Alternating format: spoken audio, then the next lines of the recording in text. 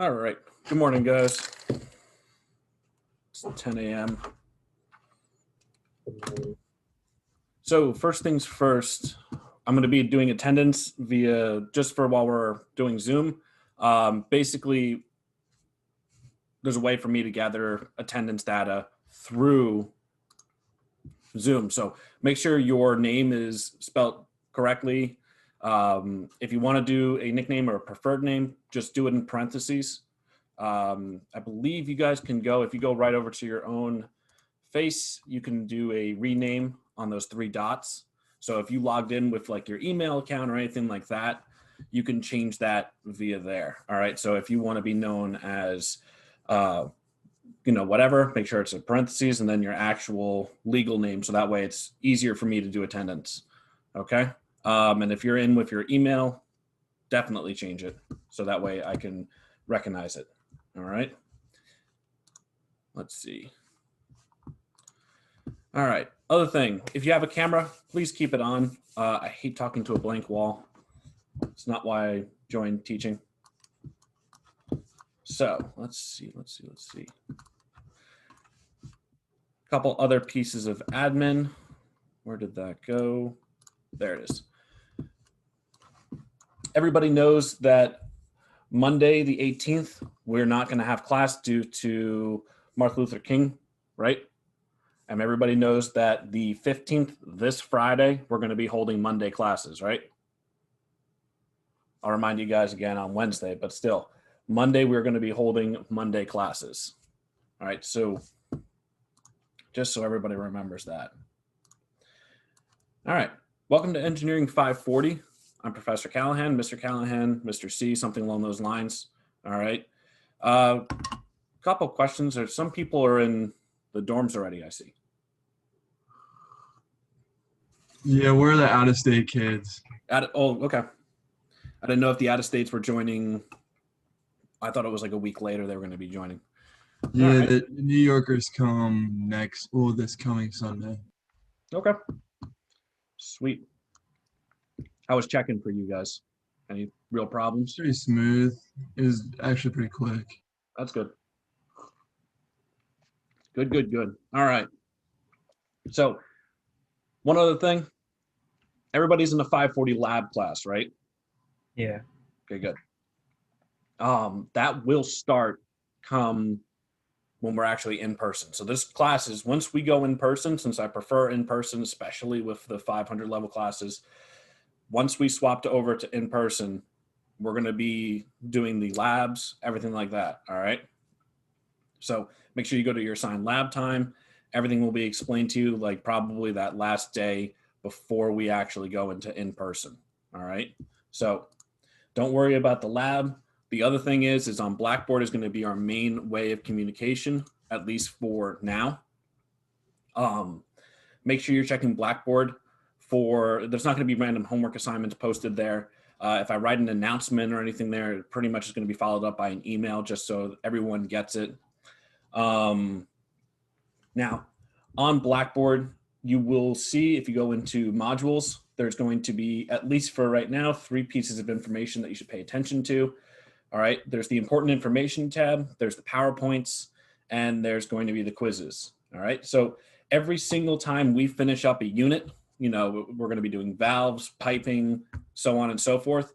The day we finish, the PowerPoint is going to go up for the unit that we just did. All right, so you can find that in the PowerPoints tab. All right, through the entire school semester. All right, the important information is just going to hold on to the syllabus. We have the remote learning document, so you know where to find your class. All right. There's a form for STCW. We'll get to that in a second. And then there's something called the 540 book. All right. So that's pretty much everything that's going to be in there. I have one more form that I'm going to make you guys sign. And then the quizzes have nothing in it because we don't have a quiz until Friday. All right. So your first quiz is going to be Friday. All right. Now, let's do our first portion of admin. If you all go into important information and into STCW, all right, it's a signable PDF. Now, Is everybody working off of a computer, not a tablet or phone? Everyone has a physical computer, right? Surfaces are fine. All right. So everybody who doesn't already have Adobe should download Adobe software from online. All right. So if you go, so make it way easier on your part. Just type Adobe into Google. All right. Pretty much you'll have a couple ads and then you'll have Adobe Reader. All right. This is going to allow you to sign any forms or anything like that. All right. Big thing right here. Don't install McAfee. You don't need it. So unclick those things.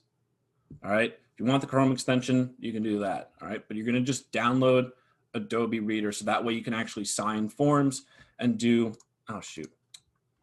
I hate how it does that. So make sure you unclick those McAfee right there and then download Adobe Reader.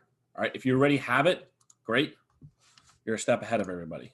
All right. So this is the first homework assignment. Usually I would have you do this in class and I'd have all these printed up and I'd collect it from you. This isn't going to count for any points whatsoever. All right. This is just something that you're going to have to do for every single 500 level class that you go into. Give me a second. There's somebody in the waiting room. There we go.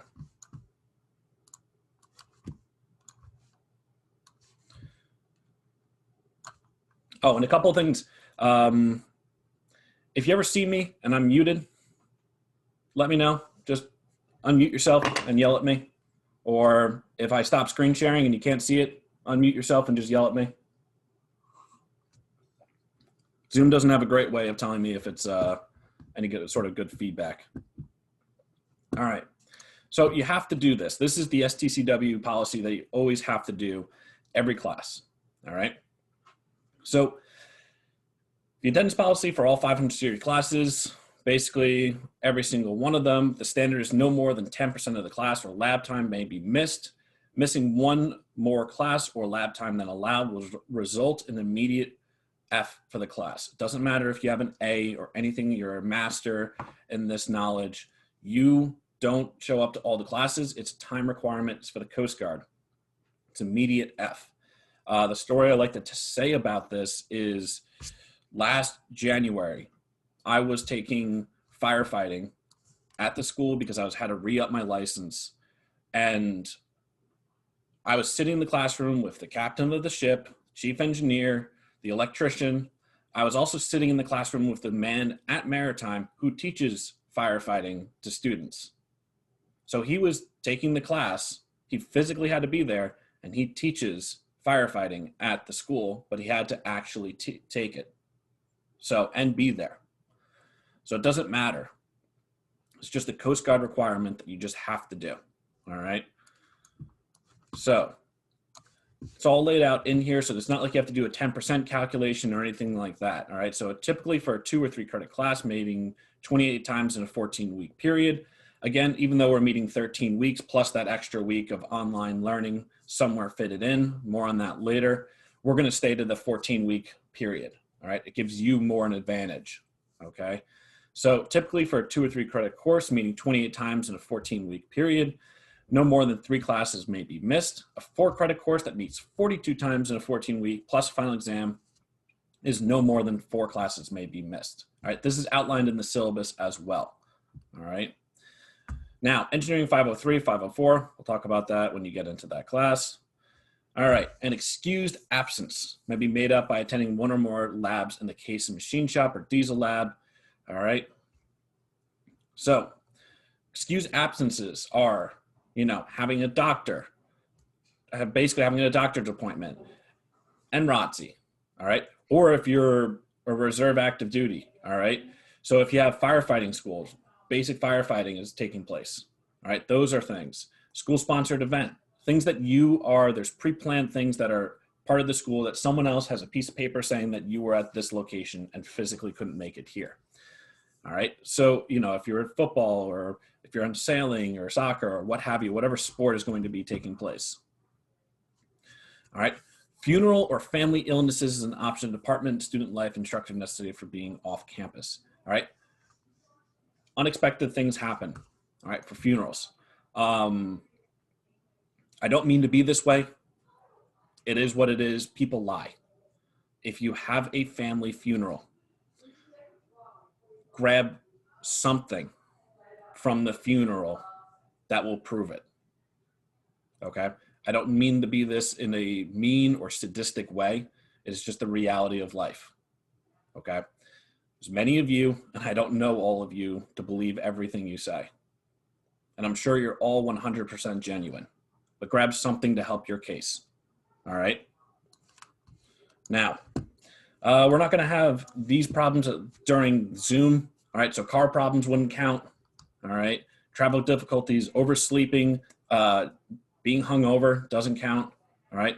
Arriving to class out of uniform doesn't matter for what we're doing in Zoom. I'm not going to expect you guys to be in uniform. All right. Not possessing the proper PPE for lab classes. So if you turn up to lab in khakis, that's wrong. All right. Not being prepared for class, being told to leave the class, arriving late to class twice. All right. So this is why I wanted you guys to have Adobe. It allows you to, I made this form, signable. So all you have to do is click and you can type your name and then you can go into the signature. If you go on up here, it says signed document. You guys can't see this. No, you can. You can go up to the signature. I already added my signature because I use Adobe a lot. All right. And you can click that. All right. So this is why Adobe is really helpful. All right. Any questions on that form? Okay. And then just submit it where it says submitting. It's not going to go against or add to any points that you have to do, but you have to do it. All right. Any questions on that? All right. Next thing, if you go into Blackboard and take a look at the syllabus. Professor, I have a quick question. What's up? Do we need to get the Introduction to Practical Marine Engineering textbook? I will go over that in a second. Okay, thank you. Yep. So let's go over the syllabus really quickly. Everyone can still see it, right? Yep. All right. So we are a 3-hour class. We have 1 hour lab. All right. This is the required text. It is not required. All right. I have it up there because I haven't found anything better. If you go to the Blackboard and the important information, there's something called the 540 book. All right. That was written by a man who is no longer at the school, but it is a wealth of really good information. It's pretty much going to cover everything that we do in this class. All right. So make sure you download that book. And let's see. Yeah, I'm still sharing that. Good. Make sure you download that book. All right. Keep it, study from it. It will show you a huge amount of information. All right. That's what I'm going to be considering as the text for this class. All right. Not the 540 book. This Introduction to Practical Marine Engineering. And honestly, do I have it right here? No. It's just kind of like a synopsis. It really doesn't give you a great deal of information, in my opinion. All right. I bought it as a 540 kid, and I was extremely annoyed with it. So going forward, I'm the only lecturer for this class. We have office hours on Monday and Wednesday from 1:30 to 2:45. If those times don't meet what you can come to, email me. We'll set up a special appointment. All right. Just know that that appointment is going to be a one-time only. Okay. Just don't expect it to repeat. All right. So sometimes it may happen. Sometimes it may not. All right. Just email me if you want to come every week at that time. Just email me every week and asking if we can meet that time. I will probably say yes, but just don't expect it. All right. And it's all going to be online. All right. So it'll just be a Zoom. Email me that you want to show up. I'll send you the Zoom link. Okay. And we'll go from there. All right. Class meetings. I'm going to change this because I'm changing the room because I don't like either one of those rooms. The Mac 100 is the multi-purpose room, and that's going to be awful. So I'm trying to get that changed. Class policies. No cell phones can be used on any test or quiz for any reason. All right. If you're caught doing this, you will get pretty much the full extent of the academic integrity policy. All right. We went over the attendance policy. Now, grading. There will be 3 exams along with quizzes for each section completed, as well as a cumulative final exam. All right. Your participation in lab will be graded. I'll explain how it will be graded in lab. It's going to be different from anybody who took my course last year. I'm changing it up to something that will suit everyone a little bit better. So the final exam is worth 30% of your grade. All right. Exams 1, 2, and 3, each one of them are 15%. All right. All of the quizzes are going to be averaged together, and they're going to be all worth together 15%. And then finally, it's called a plate or a tracing. All right. And it's basically going to be a steam water cycle tracing. All right. More on that when we actually hit the lab. Your lab instructors are going to guide you through it and everything like that. Now, the one more form that I have is going to be signed is if for some weird, something goes astray and we have to go back to full online, okay, where we're not going to be able to meet for lab, or if we meet for lab twice, and it's just meeting for lab twice will not give you enough time to do a full tracing. All right. You basically need the whole semester to do it. All right. It's not that extensive. It's just, there's a lot of cumulative information that needs to come before you start doing it. Now, if that happens, you guys will take that, we'll take that 10% for the plate. I'm going to split it in half for 5%. 5% is going to go to the quizzes. 5% is going to go to probably be split into the exams. All right. So it'll be split evenly somewhere around there. All right. So that's where that 10% is going to end up. Makeup policy. There is none. You miss it, you're done. Unless you miss it because you were sick, or if you're a doctor or anything along those lines. That, you know, same thing. I'm going to basically follow up on that STCW policy. If you're at ROTC, I'm not going to nick you for a 0 because you're at ROTC. If you're at a funeral, I'm not going to give you a 0 because you're at a funeral, but help me help you. Okay. So, going with the makeup policy, I don't give any extra credit. You can ask anybody who took this course from me last year. I don't believe in it. Especially on a ship, you don't get extra credit help. All right. You get one shot. If it doesn't work, you may not make it to port. Now, everybody understands for STCW classes, it's a 70 is passing. All right. Everything below a 69.9 is an F. Okay. Then we have our course outline. Pretty much we're going to follow this. All right. We're going to start with valves, piping, pumps, pump operation. And that's it for test 1. Test 2 is going to be freshwater generation. And I believe I'm going to, yep, refrigeration and HVAC are going to be in that as well. And then exam number 3 is going to be hydraulics and electricity. Then we're going to have our steam plant and shipboard operations are going to go into the, basically that portion is going to go into the final exam. All right. Accommodations. If you have an accommodation, please get Dr. Anderson to email me your accommodation form. I'm not going to be the one reaching out. Please get her to email me so that way I can create a list, and morning of, too late. All right. There's nothing I can do for you at that point.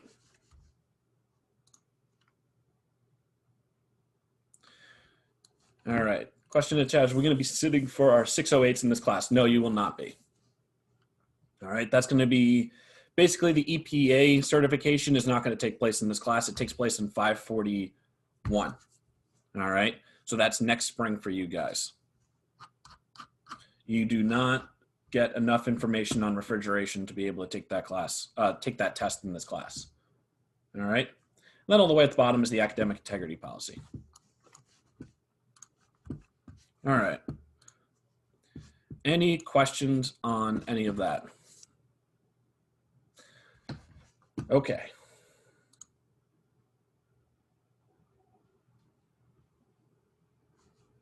Oh. Interesting. All right, give me 1 second, guys. I got someone who's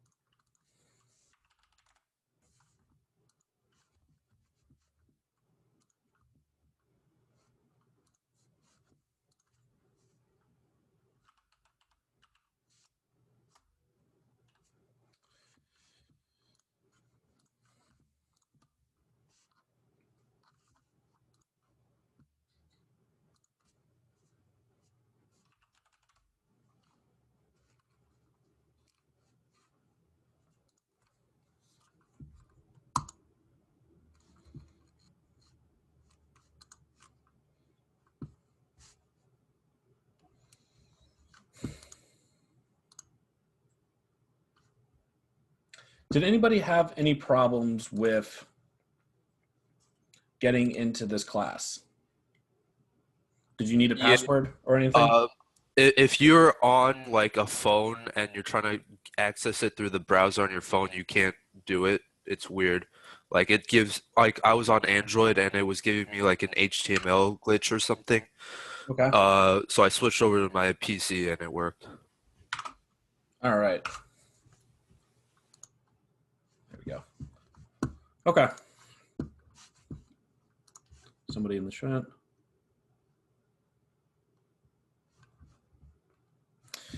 So yeah, you're going to basically be submitting it like it would be any other assignment.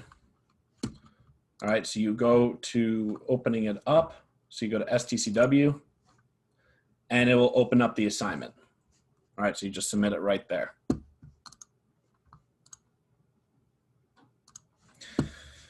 All right, let's see.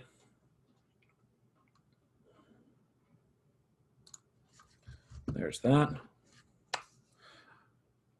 Oh, one last thing. All the exam questions, all of the quiz questions are going to be from myself, okay? I create all of the questions, all right? None of them are going to be coming from Coast Guard documents. So you don't need to worry about getting what's called the pony books until next year, all right? My view is that the Coast Guard questions are either way too easy or they are way above your level at this point. So the questions that I'm going to create are more geared to what this class is. And yeah, that's pretty much my thought process behind it.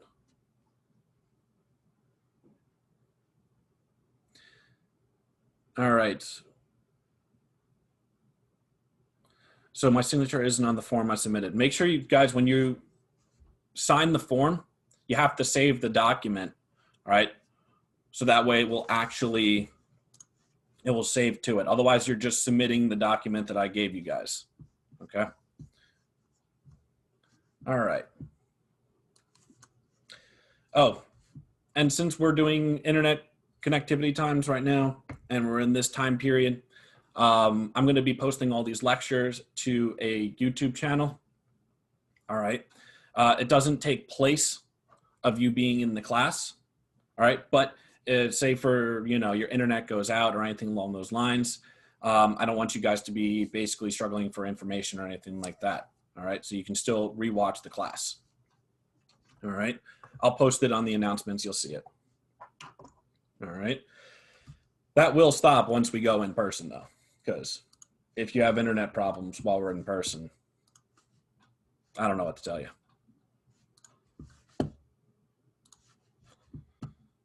All right, let me set up the presentation here, and we'll get going.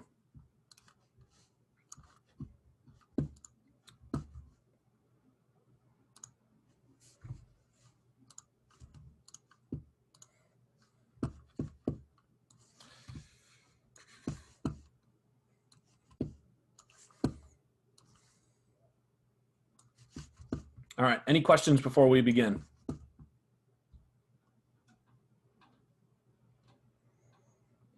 Nope. All right. Let's see. Believe I covered everything so far.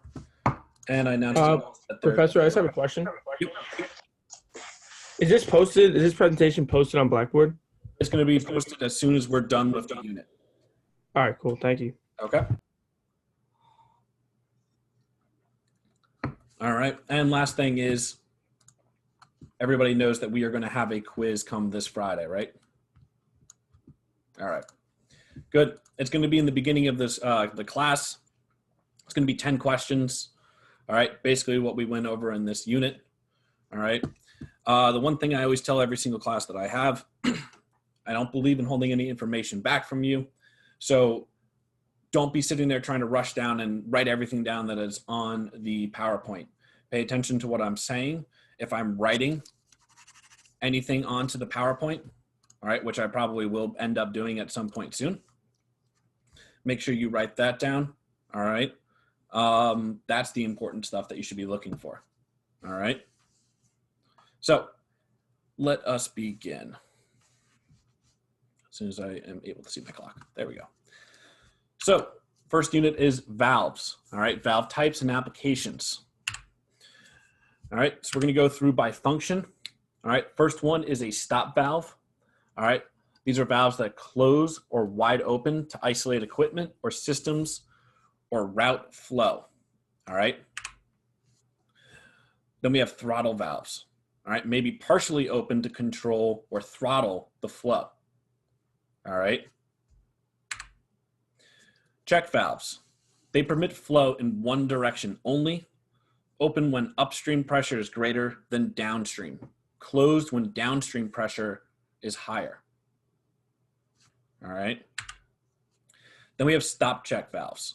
They act as a stop valve when closed and a check valve when fully open. They may be throttled to control flow in one direction only. All right. Now, these are the valves. They're basically by function. Every single valve can kind of fit into one of these categories. All right. And we're going to continue with those. We have a regulating valve. These are automatic, so they have no person to actually go in there and regulate it. All right. So there's going to be an automatic system. They control the flow at one location in a system in response to a signal. That signal can be flow, temperature, pressure, level, anything that you can measure, this thing can take a signal from. All right. So from another position of the system or a different system. All right. This can include the pressure regulating valves, back pressure regulating valves, or unloading valves. All right. We have something called relief valves. These are automatic as well, and they open at a predetermined level above the normal operating pressure to protect the system. All right. Then we have safety valves, similar to a relief valve, but reset at a pressure below their popping level. All right. When something pops, it's talking about a relief or a safety valve. All right. So it's going to pop open. All right. So it's automatic. All right. So a relief valve is different from a safety valve in the one way that it's going to be, if it has a popping pressure of 100 PSI, all right, and we have a tank that hits. But we don't find out what half of the ship we're on until what? What's going on, Nick?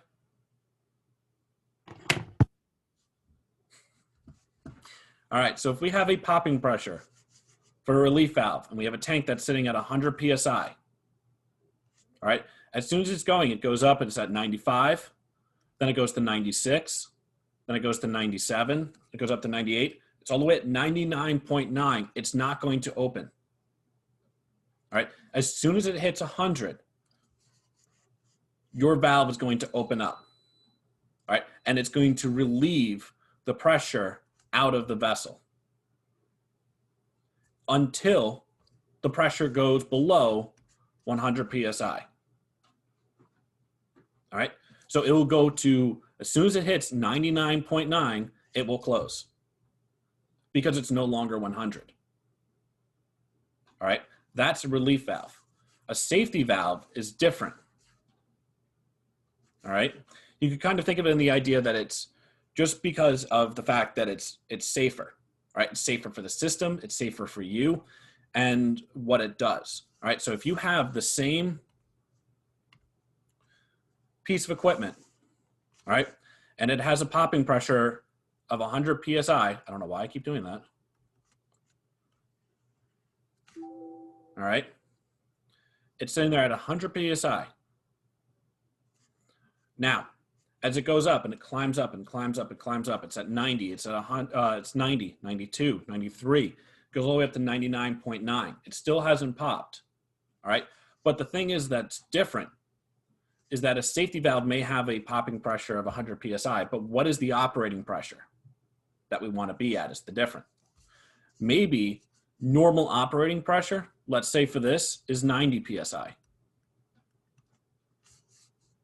Actually, let's go a little bit lower. It'll give me more room to work. Let's say it's 80 psi is normal. All right. So our safety valve has a popping pressure of 100.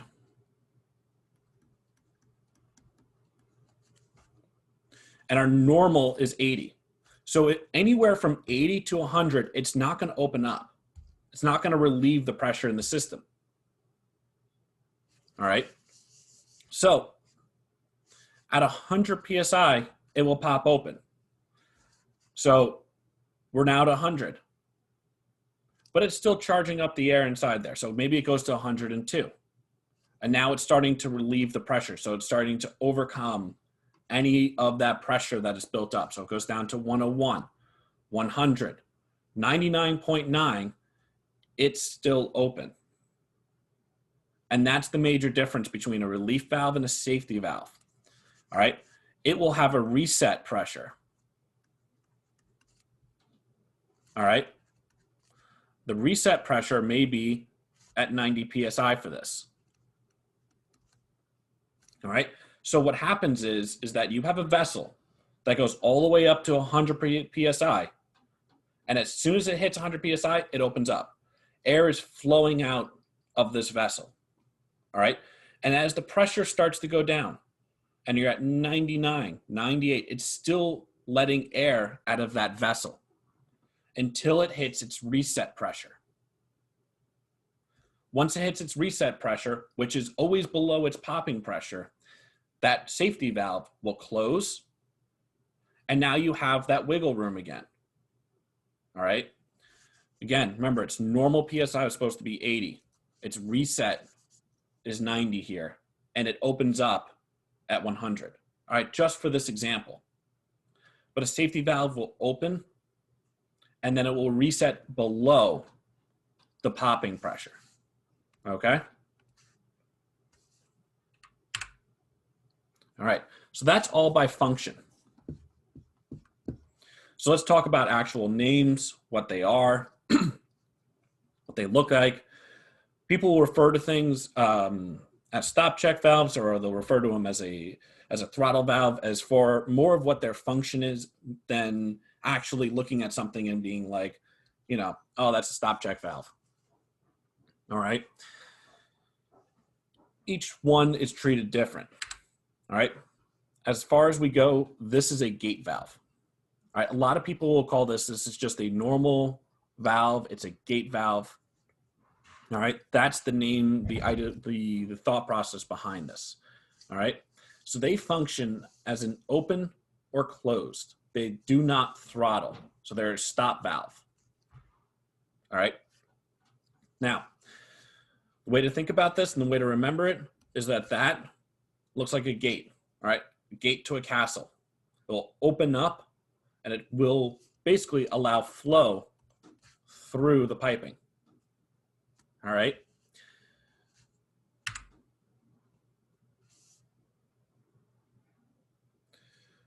Now, of course, we want some nomenclature with it. All right. So we have the seat. The seat is this area right here where I'm highlighting in red. It goes all the way, excuse me. goes all the way around the entire valve. Jesus.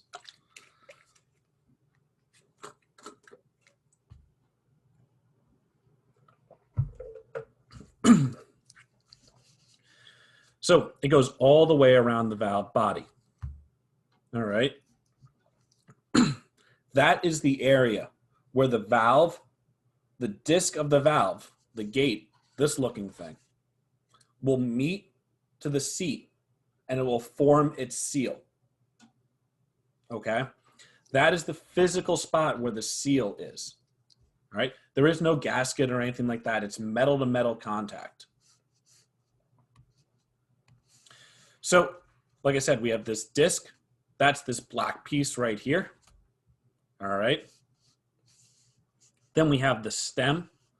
The stem is the long piece of metal that's connecting the actual disc to the hand wheel. So you can open or close these valves. All right. And then we have the hand wheel, which is this entire green piece all the way up there.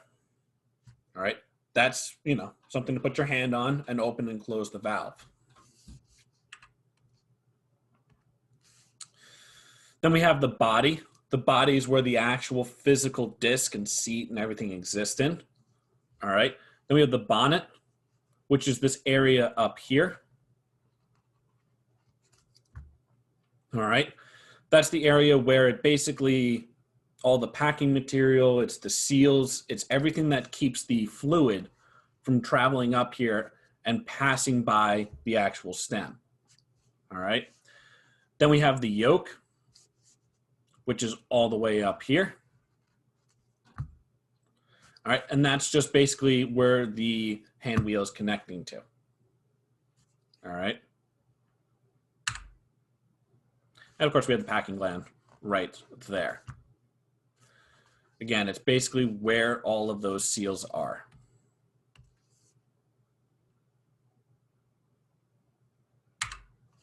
All right.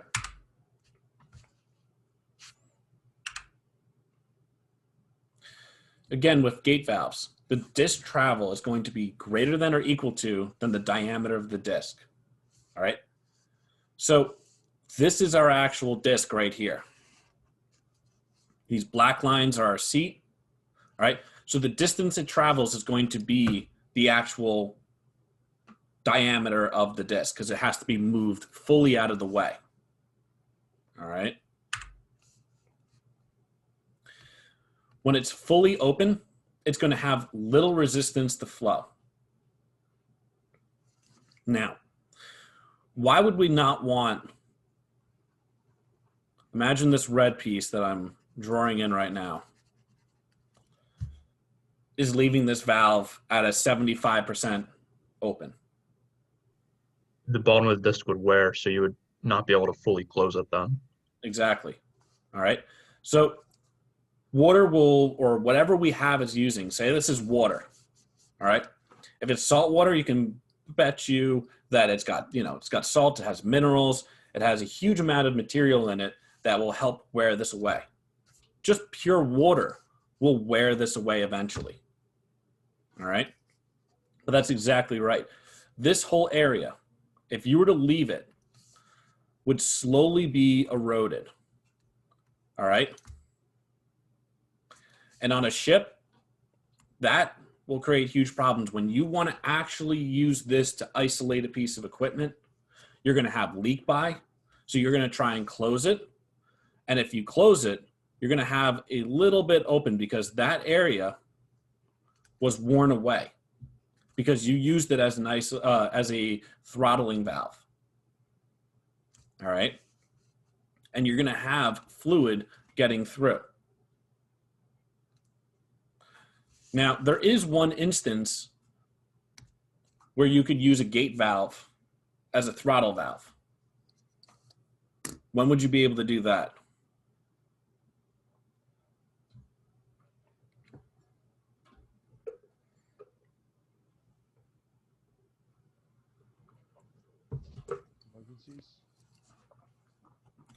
We want to use a gate valve.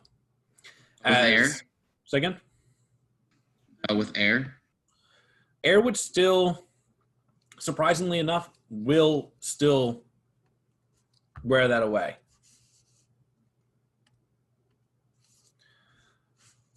Especially high pressure air. You know, I just spent the time telling you that a gate valve is either fully open or fully closed. So why am I telling you now that there is an instance in a system that you could use it as a throttle valve?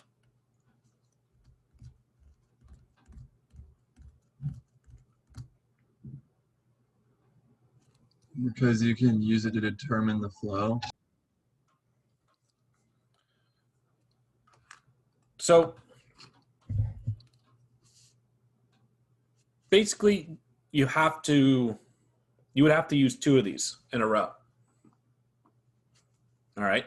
So if you had 2 gate valves in a row, one after each other, all right, you had a piece of piping and then another gate valve over here.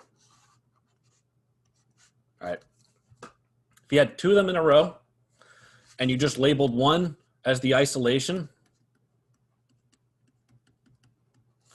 and one as your throttle, would that work? That's basically what you would do. All right.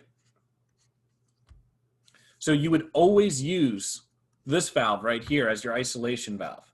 So it would always be open. All right.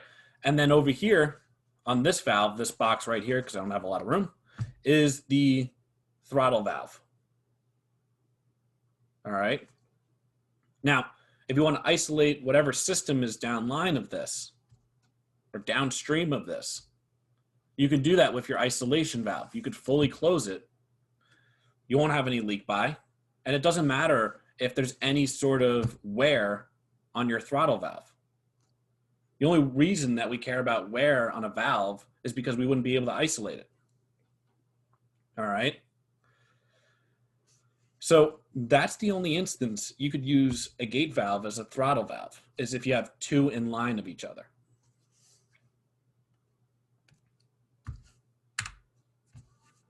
Now, we have ball valves. All right. Ball valves are a stop valve. The function is either open or closed. All right. No in between.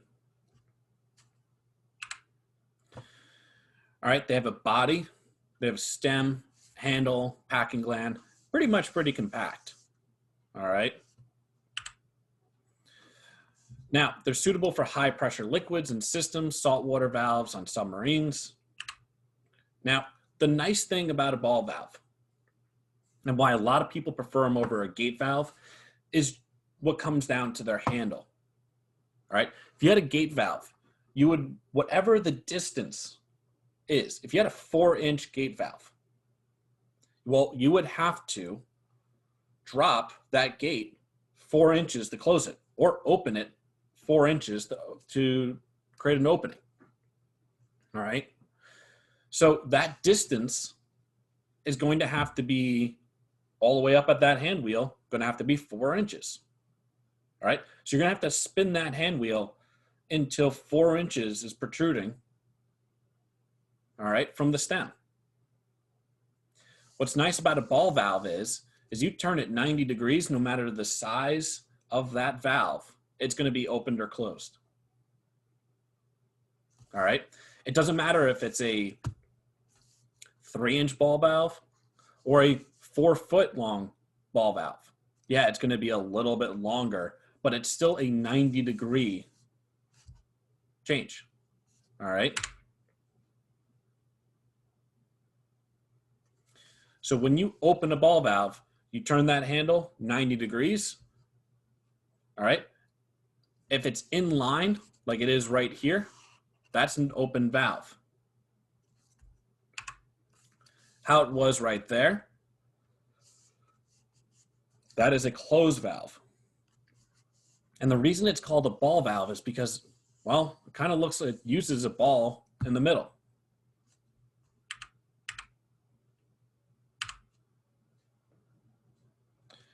All right. When it's fully open, pretty much has no resistance to flow. All right. because there is nothing in protruding into this area. This is fully open right here. Nothing is stopping that flow.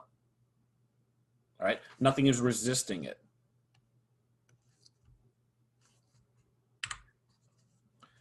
All right, on to butterfly valves. These are a stop valve, or they could be used as a throttling function. All right. They have a seat, they have a disc, a body, handle, stem, pretty much same as everything else. But the main difference is its seat, this black piece right here, is a gasket. All right. It uses a gasket material. All right. So you could see in this animation that we have here, all right, you could see this gasket material right here and right here that's represented. That seat. If I draw a straight line down, oh, I hate it when it does that. Sorry, guys. When I draw a straight line down from both of them, notice how they're on two different lines of each other. All right. So when this is closed, you could see it. All right. This seat to the disc is pushed up on this side of it. All right. And on this side, I know it's blocked by the handle, but I assure you it's pushed up on that side. All right. And you could see it over here on the right. This yellow spot right here is all visible. And that's this one right here. And as it rotates, it's going to rotate and expose it. So the more you push it and the more you push this handle in this direction, the tighter that seal is going to be. All right. So you're putting a force here and you're putting a force over here onto that gasket. And as you open it up, and it's called the butterfly because, well, it's kind of like, it looks like a butterfly wings. All right. Oop.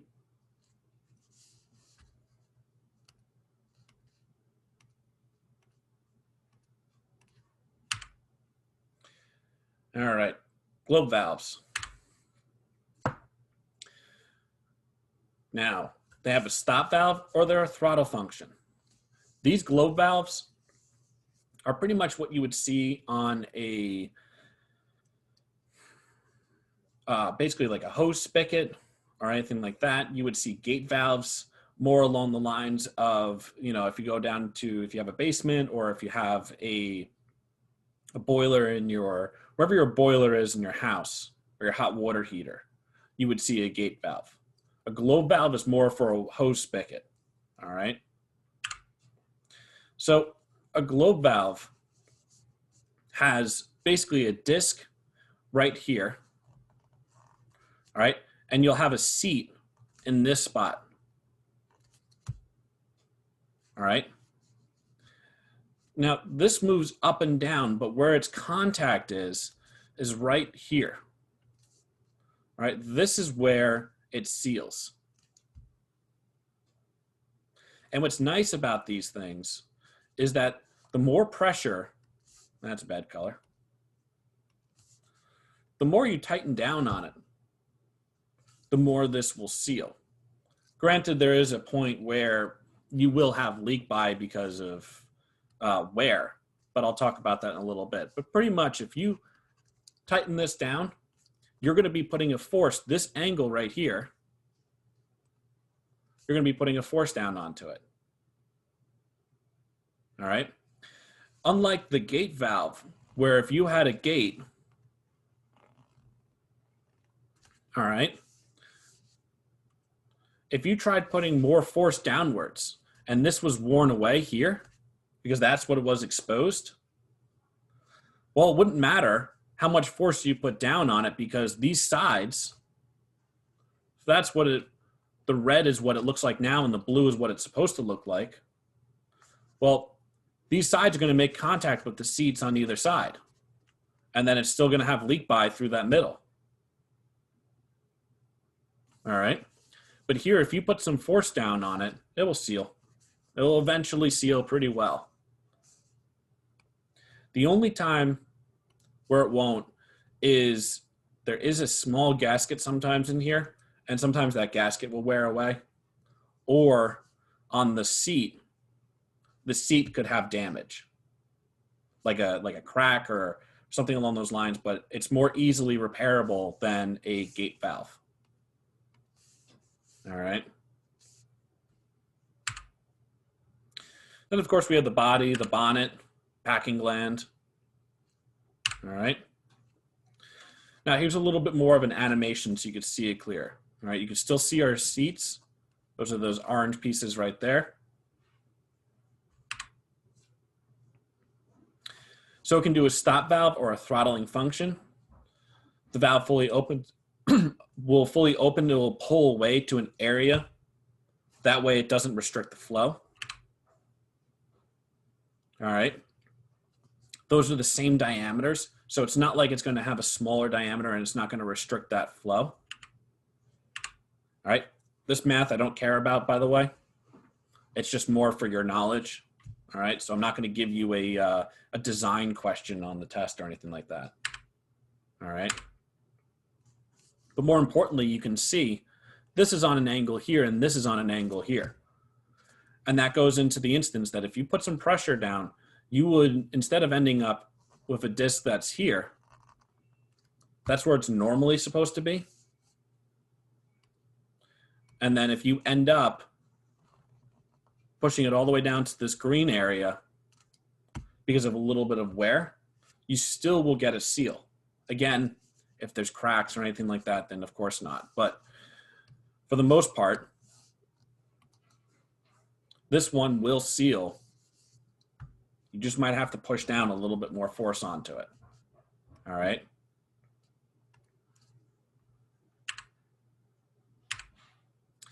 Globe valves can have different types of function with different constructions. All right. So you can see right here, we have a vertical one where the flow will come up here and go out here. All right. I pressed the wrong button again. All right. So we'll have flow this way and it'll come out that way. All right. This one also has a different type of construction to it. All right. Now, let's talk about check valves.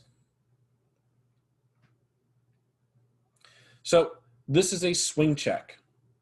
All right. Basically, this valve has no outside control to it. All right. So you can't go and open this physically. You can't go and close this physically. This is all due to flow and pressure. All right. So looking at it, you can only have flow going in this one direction here.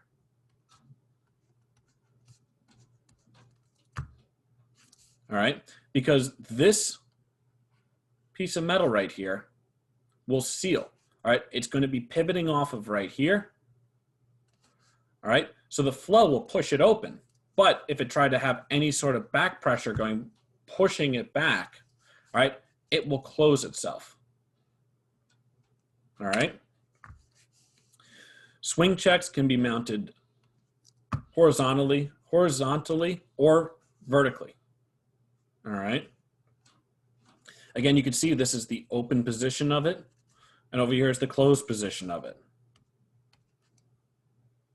All right. Now we have a lift check. These, honestly, you don't see these that much. You should still know the difference. But in most cases, you will see a swing check. All right. A lift check can only do a horizontal mounting because of the fact that if you look right here, right where I'm tracing out in red, is basically like a plunger. All right. So the flow of, let's say, water comes in and pushes upwards on it. Well, it's going to travel into this casing up here. All right. If we mounted this vertically, well, that plunger wouldn't be able to just reseat because gravity would be keeping it on its side. It's not going to be trying to push it back down. All right. So this lift check is using gravity to close itself. All right. Now, we have what's called a stop check valve. All right. Closed, it's functioning as a stop valve. Open, it functions like a check valve. All right. It could be used to throttle, so you could set it at a certain height that you want it to be set at. And it basically only when flow is happening will this open. All right.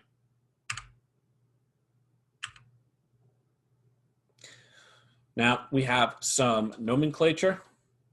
All right. Again, isolation valves, like we talked about. This is our pump. We have isolation valves on either side of it. We have a suction valve and a discharge valve. All right. So the suction is the word that we use for anything that's coming in to the pump. All right. And it's all relative to the equipment that it's next to. All right. And the discharge is the discharge side of the pump. All right. We could have another pump over here, but this valve right here is not the suction for this pump over here. You would have another valve for another pump, and now this one would be the suction. Okay? So it's all in relation to the equipment, not only just to what it's next to, but what equipment it's servicing.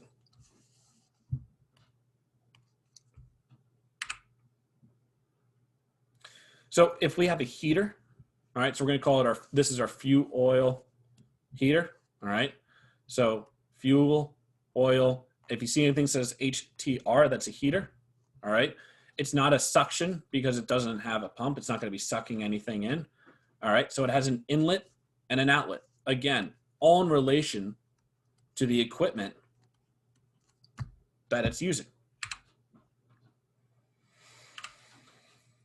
We have another one right here. This is a meter.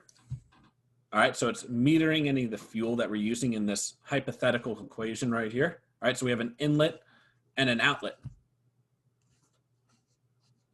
All right, again, we have over here, we're going into our boiler. All right, so this is the fuel oil system for the TSES right now.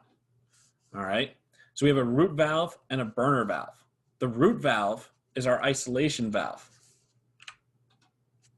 All right, every boiler has 4 burners.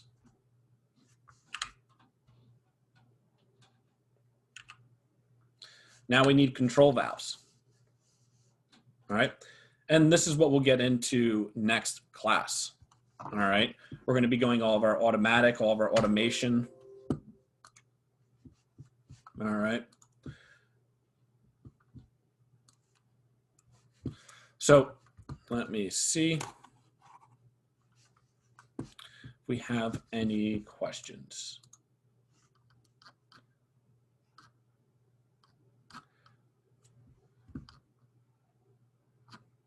Trying to see if I have anything good here to show you.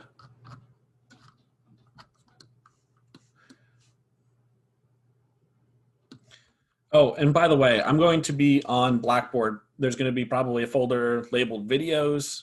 It's not going to be the lecture videos. It's basically going to be any sort of like maybe YouTube animations or YouTube training videos that I find that I think would be helpful with, re-explaining anything that we do in this class. And then also like any additional information folder. Like I'm going to probably put this one website up that I found that is great. It's called Science Direct.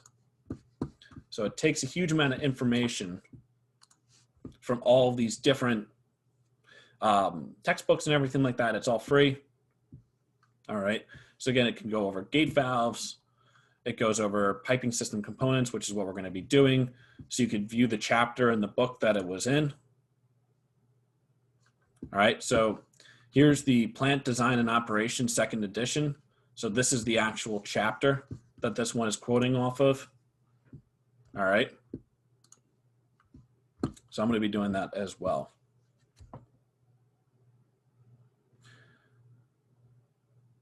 All right. Any questions on today?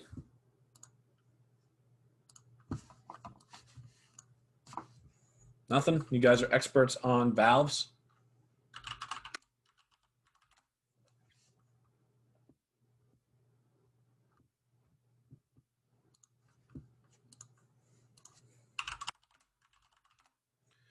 I'm just pulling up some information real quick.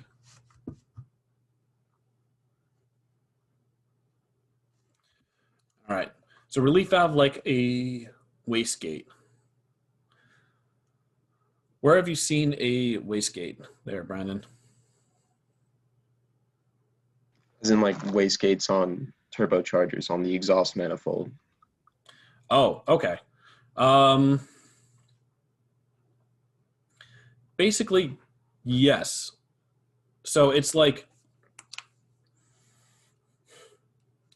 so that's relieving any pressure, any built up pressure, right, in a car that it has a turbo on that side, right? So it's building up all of that air pressure in there. And then when you, for anybody who doesn't know, on a turbocharged car, when you hit the gas, you're going to be spooling up turbo. It's building up air pressure. That's going to be sending a higher dense air into your engine. All right. If you immediately take your foot off the gas, all right, after you've spooled up that turbocharger, well, there's still going to be more airflow going into it, but your engine doesn't need it now because you took your foot off the gas. This is a very simple explanation for it. Now, we don't want that air pressure just be super built up in there, right? That's not good for the engine or anything else like that. So a wastegate is basically, it pops open, all right? It opens up and it relieves any of the air that's built up. All right, so yeah, it would function in that sense. It basically is, it's not sensing the air pressure inside the vessel, but it's using different characteristics to, different pieces of information to relieve the pressure in it, right? So it's a safety precaution for it. I wouldn't consider it a safety valve, but it would more be a relief valve, all right? Now, do check valves prevent hammer? Do you mean like water hammer like you hear in a pipe, or? Yeah, like water hammer. All right. So water hammer is more of the sudden stop, and you actually hear it. So is anybody, when you're sitting in your house and you have the water on and you quickly close the valve and you hear that knocking noise all throughout your house, right? Has anybody not heard that? Everybody's heard it? Yes? Little feedback? Okay. So basically, a stop check valve really won't prevent water hammer because the water hammer is like the action going forward in the flow, all right, and then it bounces backward because it's coming off of something, all right. Water hammer is more prevented by something that if you were to have some sort of like a shock absorber, all right. So if you had a spot where you could add basically a piece of piping that has maybe a little bit of air in there, so it would absorb the actual energy that's created. Or has anybody looked underneath their sink and you see the coil underneath the sink that's coming out of the wall that goes up to it, right? Has anybody not seen that? Or, by a toilet, you have that coiled piece of pipe that's braided, right? Well, it's coiled because it's absorbing any of that, basically any of that energy that's produced by a water hammer. All right. It also is for expansion as well. All right. So I just want to show some pictures because we're not going to be able to see these things until we actually get to school, all right, where we can physically put our hands on these things.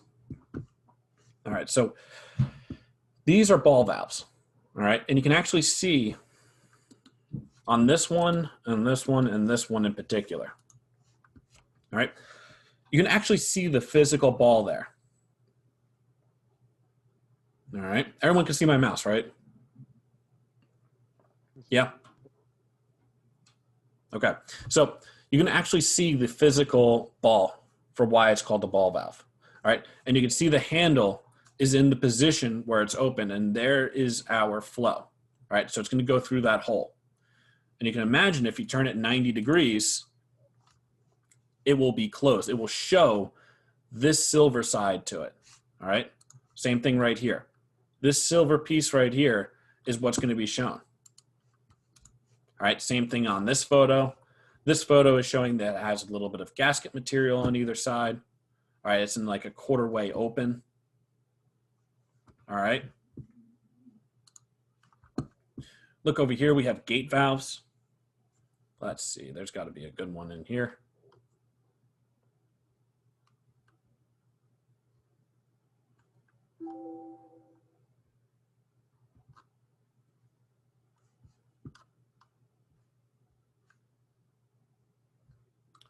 Let's see. There we go. That's a pretty good one. There we go.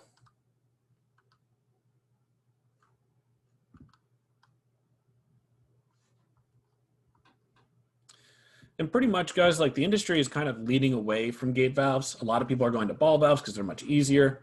Especially just you can visually see.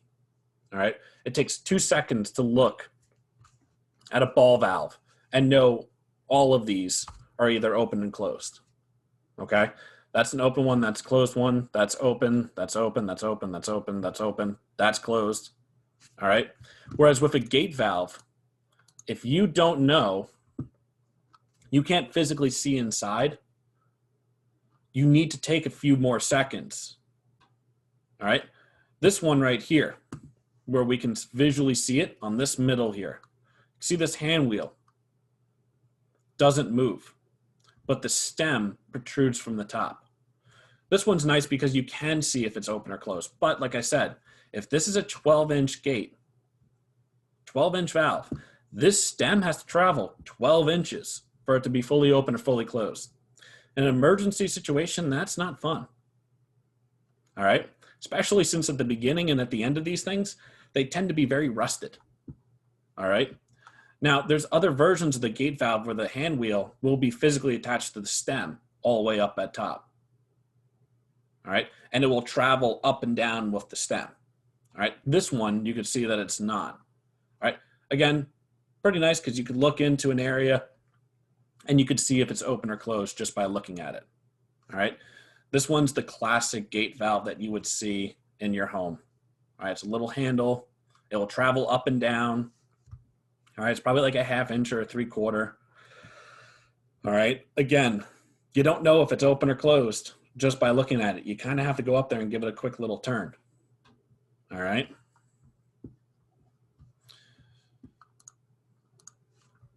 Now let's see.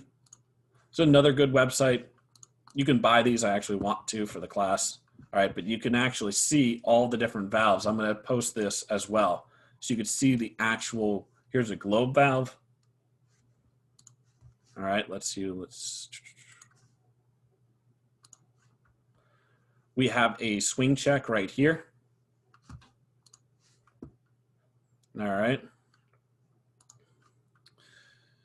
This is a plug valve, but you can also think of this as a ball. It's using a plug instead of a ball, but what you can actually see, if it was just a ball, it would resemble almost the exact same way. All right.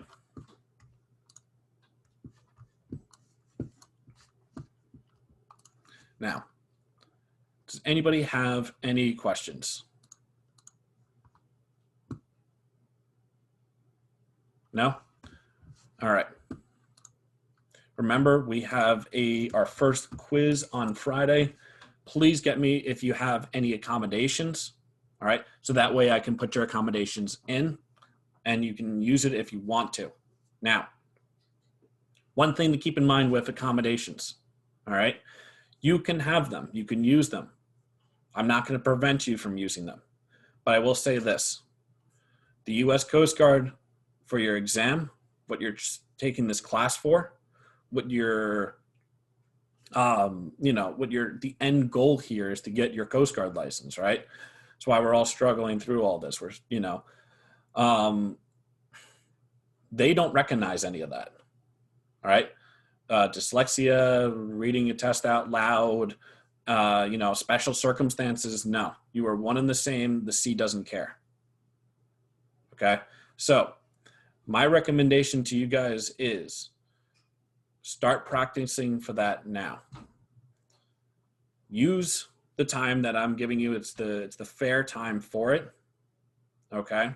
But like I said, if you want to use it when we're in class taking the exam, just at the end of the test when I'm collecting it and I'm telling everyone it's done, I will know you will have it. Just give me a hand raise, and that just shows that you're going to just stay extra into it. I much prefer you guys to stay in the class with me and not go to a special accommodations.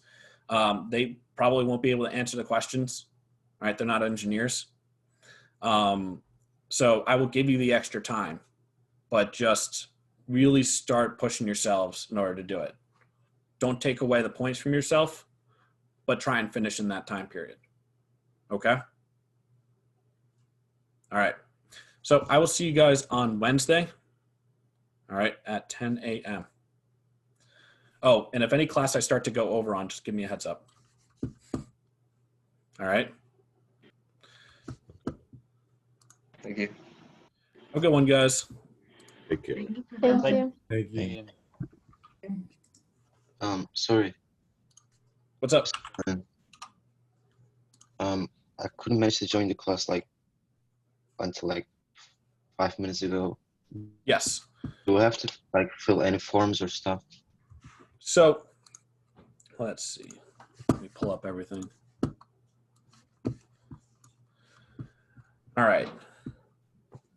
Now, my question to you is that can you go to any other of my classes